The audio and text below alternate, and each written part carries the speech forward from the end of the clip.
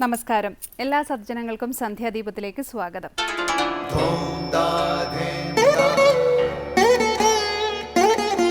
ശുഭം ഭവതു കല്യാണമായുസാരോഗ്യവർദ്ധനം സർവദുഃഖ വിനാശായ സന്ധ്യാദീപം നമോസ്തുതേ.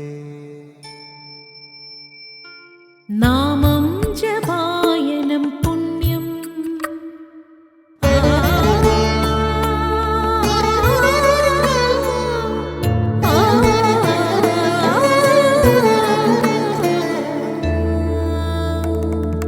നാമം ജപായനം പുണ്യം നിരുപമദീപാങ്കുരം പോലെ സ്വരശ്രുതിലയവരമതുലം ദീവാങ്കണം മോക്ഷസംഗീതസാരം നീളും വഴിത്താരയിൽ ജീവതാരം മന്ത്രാലാപം മായാവിൻ നിൻ പ്രസാദം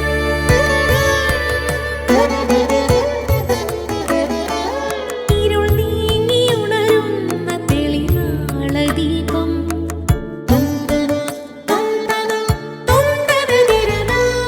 ഇരുൾ നീങ്ങിയുണരുന്ന തെളിനാളദീപം പ്രണവാമൃതം ചൊരിയുന്ന ദീപം ദീപം ദീപം ദീപം ദീപം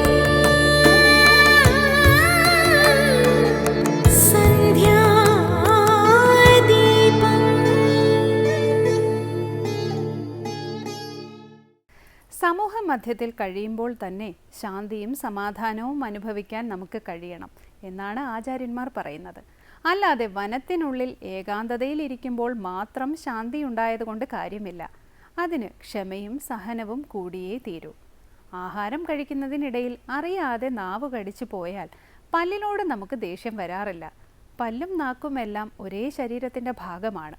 അതുപോലെ നമുക്ക് ജീവൻ പകരുന്ന അതേ ഈശ്വര ചൈതന്യം തന്നെയാണ് മറ്റുള്ളവരിലും കുടികൊള്ളുന്നതെന്നറിഞ്ഞ് അവരുടെ തെറ്റുകളും കുറവുകളും ക്ഷമിക്കുവാനും പൊറുക്കുവാനും കഴിയുന്ന ഭാവത്തിലേക്ക് നമ്മൾ ഉയരേണ്ടതുണ്ട്.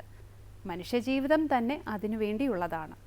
തുടർന്ന് ശ്രീ കാവാലം ശ്രീകുമാർ പ്രശ്നോത്തര രത്നമാലിക ആലപിക്കുന്നത് കേൾക്കാം.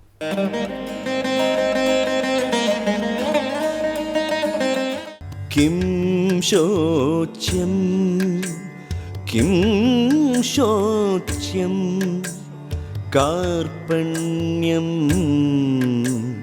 കാർപണ്യം സതി വിഭവേ കിം പ്രശസ്തം സതി വിഭവേ കിം പ്രശസ്തം ഔദാര്യം ഔദാര്യം കഃ പൂജ്യഃ വിദ്വദ്ഭിः കഃ പൂജ്യ വിദ്വദ്ഭിः സ്വഭാവത സർവദാ വിനീതോ യഃ സ്വഭാവത സർവദാ വിനീതോ യഃ.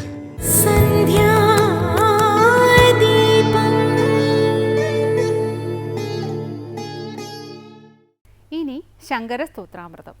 ശ്രീ ശങ്കരാചാര്യരുടെ പ്രശ്നോത്തര രത്നമാലികയിലെ 64 ശ്ലോകം മുതലാണ് ഇന്ന് വ്യാഖ്യാനിക്കുന്നത്. ശോച്യം അഥവാ എന്തിനെയോർത്താണ് ദുഃഖിക്കുന്നത്? എന്താണ് കാർപ്പണ്യം? ആരാണ് വിദ്വാൻമാരാൽ പൂജിക്കപ്പെടുന്നത്? തുടങ്ങിയ ചോദ്യങ്ങൾക്ക് ആചാര്യൻ പറയുന്ന മറുപടികളാണ് ഇന്ന് ശങ്കര സ്തോത്രാമൃതത്തിൽ സ്വാമി ചിദാനന്ദപുരി വ്യാഖ്യാനിക്കുന്നത്.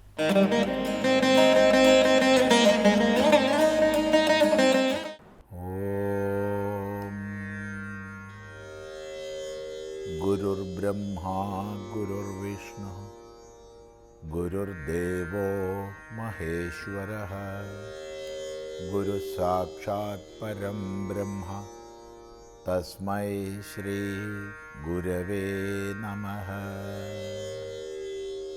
ഓം സദാശിവസമാരംഭാം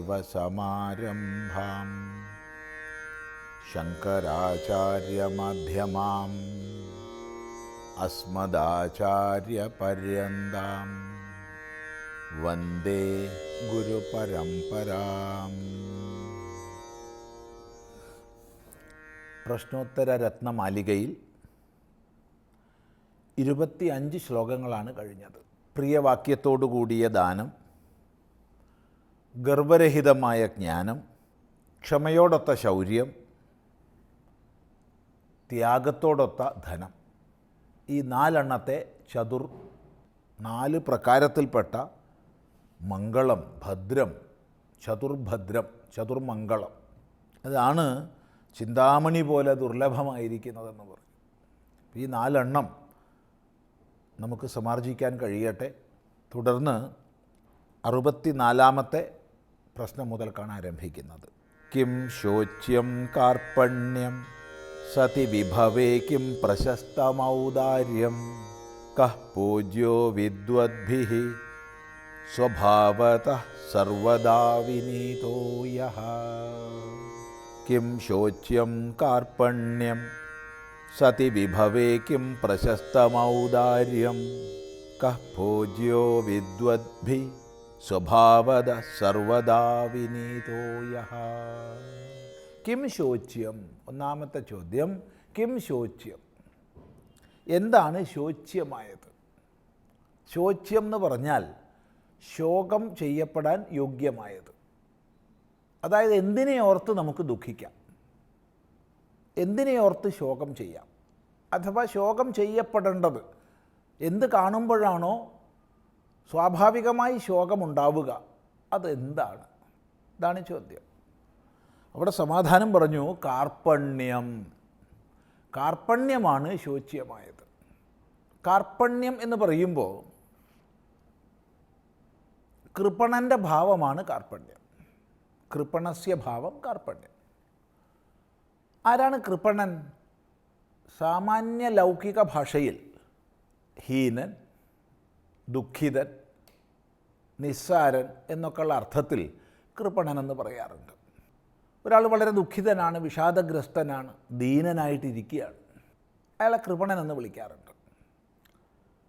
അല്ലെങ്കിൽ ഹീനനാണ്, സമ്പത്തില്ല, മറ്റ് ബലങ്ങളൊന്നും തന്നെയില്ല, അയാളെ കൃപണൻ എന്ന് വിളിക്കാറുണ്ട്. ഇങ്ങനെയൊക്കെയാണ് ലൗകികമായിട്ട് കൃപണ ശബ്ദത്തിന് അർത്ഥം പറയുക. ദുഃഖിതൻ, ഹീനൻ, ക്ഷീണിതൻ എന്നൊക്കെ. എന്നാൽ വേദാന്തശാസ്ത്രത്തിൽ കൃപണൻ എന്നുള്ളതിന് വിശേഷമായ അർത്ഥമുണ്ട്. ആരാണ് കൃപണൻ എന്ന ചോദ്യം യാജ്ഞവൽക്യ മഹർഷിയുടെ മുമ്പാകെ ഗാർഗി ഉന്നയിച്ചു. ഇത് ബൃഹദാരണ്യക ഉപനിഷത്തിൽ വരുന്ന വിഷയമാണ്. അവിടെ മറുപടി പറഞ്ഞു, അരേ അല്ലയോ പ്രിയപ്പെട്ടവളെ, യോവ ഏതദക്ഷരം അവിദിത്വ അസ്മാൽ ലോകാത് പ്രൈതി സകൃപണഃ. ആരാണോ ഈ ലോകത്തിൽ മനുഷ്യനായി ജനിച്ച് മനുഷ്യനായി വസിച്ചിട്ടും നാശരഹിതമായ സത്യത്തെ അറിയാതെ അജ്ഞാനിയായി തന്നെ മരിച്ചു പോകുന്നത്, അയാളാണ് കൃപണൻ. താത്പര്യം, മനുഷ്യനായി ജനിച്ചു, അനന്ത വികാസ സാധ്യതയോടൊത്ത ബുദ്ധി ലഭിച്ചു, കാര്യത്തിലൂടെ സർവ്വകാരണത്തെ കണ്ടെത്താനുള്ള വിശേഷ ബുദ്ധി ലഭിച്ചു, എന്നിട്ടും ഒരാൾ അജ്ഞാനിയായി തന്നെ കഴിഞ്ഞുകൂടുകയാണെങ്കിൽ അയാളാണ് കൃപണൻ. അപ്പോൾ കാർപ്പണ്യം എന്ന് പറഞ്ഞാൽ അജ്ഞാനം എന്ന് അർത്ഥം വരും. അജ്ഞാനമാണ് കാർപ്പണ്യം. അപ്പോൾ എന്താണ് ശോച്യമായത് എന്ന് ചോദിച്ചാൽ അജ്ഞാനം ശോച്യമാണ്. അഥവാ ഹീനത, ദുഃഖം, വിഷാദഗ്രസ്തത, ഇതൊക്കെ ശോച്യമാണ്. എന്തുകൊണ്ട് ശോച്യം എന്ന് ചോദിച്ചാൽ മനുഷ്യനായിട്ടും ജ്ഞാനപ്രാപ്തിക്ക് അധികാരം കൈവന്നിട്ടും അജ്ഞാനിയായി തന്നെ കഴിയുന്നല്ലോ. അതാണ് അവിടെ ശോച്യത. അപ്പോൾ കിം ശോച്യം, കാർപ്പണ്യം. കിം പ്രശസ്തം. കിം പ്രശസ്തം, പ്രശംസിക്കത്തക്കതെന്ത്? ഇപ്പോൾ ശോകം ചെയ്യത്തക്കത് എന്താണെന്ന് ചോദിച്ചു. ഇപ്പം ചോദിക്കണത് പ്രശസ്തമായത്, പ്രശംസിക്കത്തക്കതെന്ത്, ഏറ്റവും പ്രശസ്തമായത് എന്താണ്? സതി വിഭവേ ഔദാര്യം. വിഭവങ്ങളുണ്ടായിരിക്കെ ഉദാരത, അതാണ് പ്രശസ്തമായത്. സതി വിഭവേ, വിഭവങ്ങൾ പലതാകാം. അറിവാകാം, ധനമാകാം, കരുത്താകാം, പല വിധത്തിൽപ്പെട്ട സമ്പത്തിയുണ്ട്. ഏതെങ്കിലും പ്രകാരത്തിൽപ്പെട്ട അഥവാ എല്ലാ പ്രകാരത്തിലുംപ്പെട്ട സമ്പത്തി ഒരാൾക്കുണ്ടെങ്കിൽ അയാൾ വിഭവയുക്തനാണെന്ന് പറയാം. അപ്പോൾ സതി വിഭവേ, വിഭവങ്ങൾ ഉണ്ടായിരിക്കെ ഔദാര്യം, ഉദാരത, സ്നേഹം, പങ്കുവയ്ക്കാനുള്ള ഭാവം അല്ലെങ്കിൽ ഭാവന, എല്ലാവരെയും ആദരപൂർവം നോക്കിക്കാണുന്ന പ്രകൃതം, ഇതൊക്കെ ഔദാര്യമാണ്.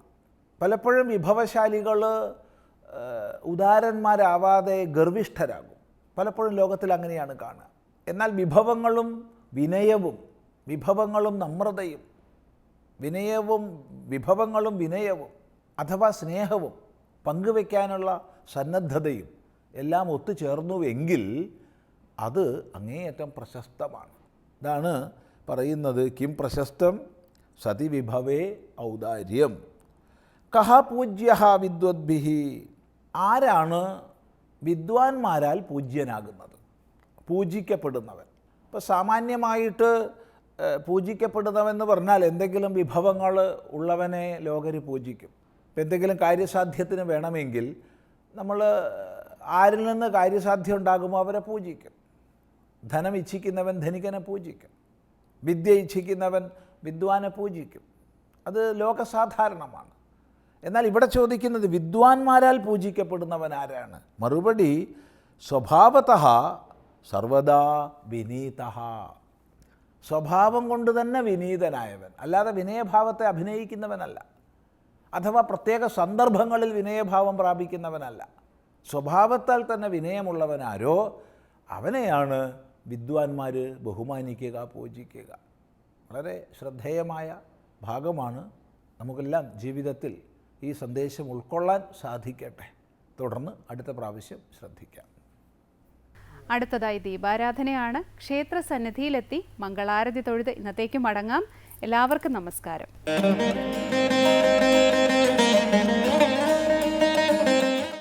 മന്ത്രനിവാസിനി മന്ത്രനുതേ മംഗളദായിനി അംബുജവാസിനി ദേവഗണാശ്രിതപാദയുതേ ജയ ജയ ഹേ മധുസൂദനകാമിനി